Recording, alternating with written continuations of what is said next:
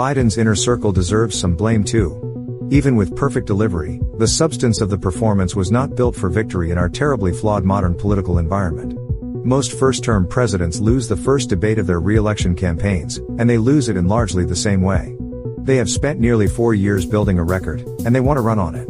So they lay out a blur of information about what they've done. Some presidents trip over the details.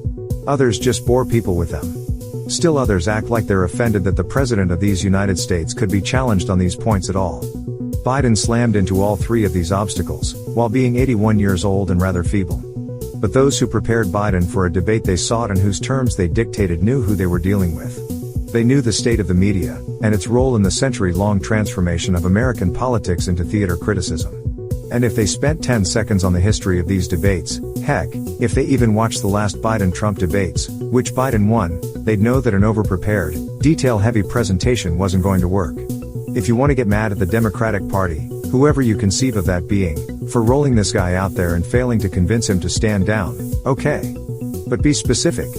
The people who spent a week with Biden at Camp David had a specific duty, which they failed utterly to accomplish. More from David Dayen. You can start with Biden's first 2 answers, which sent Democrats to their phones to text each other in despair. Biden was clearly fed way too many figures and had way too many points to hit on his script for someone with his difficulties in communicating. Asked about the economy, he started off saying that COVID put the country in a state of collapse. He had to check off 15% unemployment under Trump. In fairness, that was the peak for only 1 month at the outset of lockdowns, and then 15 million new jobs under him, and then 800,000 manufacturing jobs. He got 2 out of 3, actually saying, "We created 15,000 jobs." He then pivoted to feeling Americans' pain over high prices. He then promised 2 million new housing units to lower prices, but he was also told to mention corporate greed as a cause of the inflation problem. Then there was a pivot back to his record, about lowering the cost of insulin and the out-of-pocket cap on all drugs for seniors. Both of these had figures attached, both of which he got wrong. He said he brought insulin down to $15 a shot, it's $35 a month. He said the cap on out-of-pocket costs starting next year would be $200, it's $2,000. Biden corrected these numbers when he went back over most of these same points in his closing statement. This is how you know it was a deliberate, prepared sequence. The delivery was poor and the errors regrettable. But if Biden nailed every word of this, it would be bad, a meandering journey jumbling up Trump's record, Biden's record, and some plans for the future. Filling Biden's head with all of these details and this precise sequencing created the slip-ups. It was clearly calibrated by committee, an attempt to thread the needle of boasting, empathy, and vision in a way that did none of it. On the second full question, which was about the national debt, of all things, a throwback to the fiscal scolds who dominated the 2016 debates, Biden tried to fit in Trump's contribution to the debt over his term, the $2 trillion Trump tax cut, the fact that 1,000 billionaires in America, Biden said trillionaires first, pay 8.2% in taxes. How much money would be raised if they paid 24% or 25%, either one of those numbers, and then what could be done with that money, which included deficit reduction, child care, elder care, and strengthening the health care system. This was the answer with the ghastly ending where Biden talked himself out and then landed on "we finally beat Medicare," by which he meant that his administration beat Big Pharma by allowing negotiation of prescription drugs within Medicare. You can almost see the mental scrolling through the briefing book in this answer, trying to fit in all of these policy concepts. On their own, each one is reasonable to bring up in a political debate. Running up debt is unpopular. If irrelevant, tax increases on the wealthy are popular, and using that money to lower cost burdens on families is popular, particularly in health care. But rehearsed passages with lots of figures don't play to the strengths of this president, and more important, don't play to the strengths of presidential debates. By contrast, Donald Trump walked out there, called Biden the worst president in history, brought almost everything back to his depiction of a lawless border, said it over and over again with conviction, refused to answer any question and returned to his 2 points, and lied his ass off. It was terrible. But if politics is television with the sound off, as Karl Rove once said, it was no contest. This was over in the first 10 minutes. Biden actually improved a bit after that, but the narrative was set. He improved by throwing away the script and showing a little emotion. But who put that script into Biden's head in the first place? His debate preppers.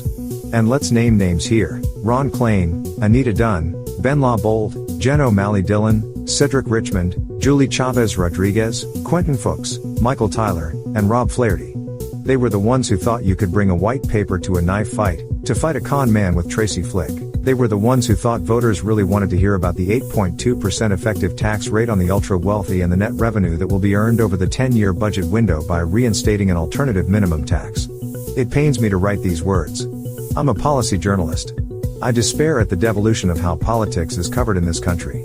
In this case, comparing what these two candidates have done with the executive branch while president, a unique opportunity unavailable since 1892, or I suppose since 1912, but the two former or current presidents lost that time, would be my preferred line of questioning.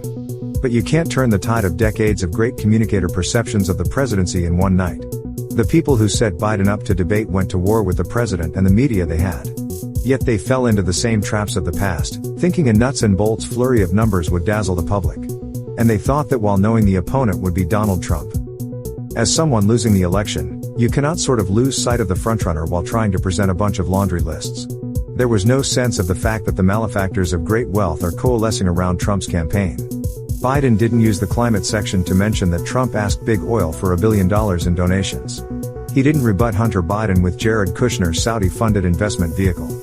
He didn't use the Social Security section to point out that there were Social Security cuts in every one of Trump's budgets. He didn't use the immigration section to say that Trump forced Republicans to walk away from a bipartisan bill they negotiated because he wants a campaign issue at the border rather than a solution. The second time this came up, he sort of said this, but in the middle of a long digression about fentanyl machines, which diminished the message. There were scattered efforts to personify Trump as an election denier and a threat to democracy. Maybe Biden's best moment was when he framed Trump as a whiner who couldn't fathom having ever lost anything.